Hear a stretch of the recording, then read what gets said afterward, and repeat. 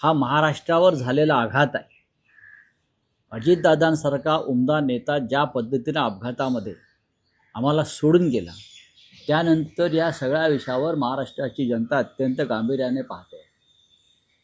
आणि इतर नेतेसुद्धा अशा पद्धतीनं जे घाईघाईनं प्रवास करतात, बरं का, ते सुद्धा चिंतेत आहेत. राज्याचे मुख्यमंत्री प्रवास करतात, राज्याचे उपमुख्यमंत्री जे आहेत आपले दुसरे शिंदे, ते सातत्याने विमानामध्ये असतात. अशा प्रकारचे त्यांचे सतत दौरे सुरू असतात.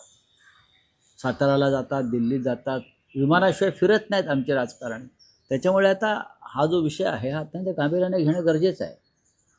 काल स्वतः उद्धव ठाकरे, आदित्य ठाकरे हे रात्री उशिरा बारामतीमध्ये पोहोचले. हे सांगतो तुम्हाला.